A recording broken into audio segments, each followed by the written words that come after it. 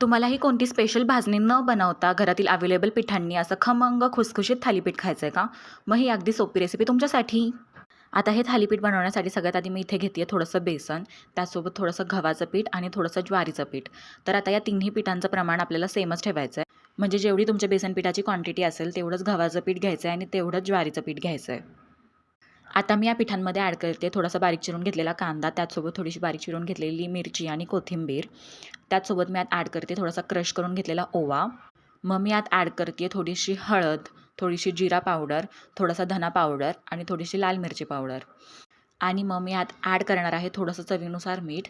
आणि मग हे सगळं चांगलं मिक्स करून घ्यायचं आहे आणि लागेल तसं पाणी ॲड करत मी दाखवल्याप्रमाणे पीठ मळून घ्यायचं आहे. हे पीठ थोडंसं सैलच मळायचं आहे. आता मी इथे घेतलं आहे एक सुती कापडाचा रुमाल. हा रुमाल मी भिजवून घेतला आहे. आता मी व्हिडिओमध्ये दाखवल्याप्रमाणे हा रुमाल आपल्याला थोडासा ओला करून मग ह्यावरती थालीपीठ थापून घ्यायचं आहे. तर आपल्याला हे थालीपीठ जास्त जाडही नाही थापायचं आणि जास्त पातळही नाही थापायचं आहे. अशी मीडियम साईज असली पाहिजे या थालीपीठाची. तर हे पीठ आपल्या हाताला चिटकतं, त्यामुळे थोडंसं पाणी लावून लावून मग हे थालीपीठ छान थापून घ्यायचं आहे. तर इथे बघा थालीपीठ छान थापून झालं की मग मी व्हिडिओमध्ये दाखवल्याप्रमाणे आपल्याला ह्याला छान होल्स करून घ्यायचे आहेत. तर ह्या थालीपीठांना आपण होल्स केल्यामुळं हे सगळीकडून छान शेकलं जातं आणि कुठूनही कच्चं राहत नाही. आता मी इथे तवा छान तापवून घेतला आहे, त्यावरती थोडंसं तेल लावून घेतलं आहे आणि मग मी रुमालासकट हे थालीपीठ आपल्या तव्यावरती टाकते. वरून थोडंसं पाणी लावून हा रुमाल अलगद काढून घेते आहे. तर बघा अशा प्रकारे आपल्याला थालीपीठ छान तव्यावरती घ्यायचं आहे आणि मग वरून मी थोडंसं तेल लावून ह्याला छान दोन्ही साईडने भाजून घेणार आहे.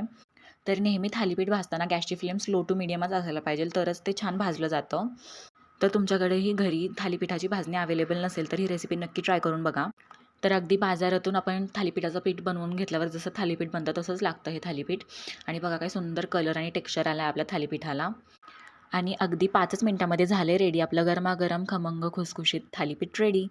तर तुम्हाला ही रेसिपी कशी वाटली मला कॉमेंट्समध्ये नक्कीच सांगा आणि अशाच छान छान रेसिपीजसाठी माझ्या चॅनलला लाईक करा, शेअर करा, सबस्क्राईब करा. Thank you for watching.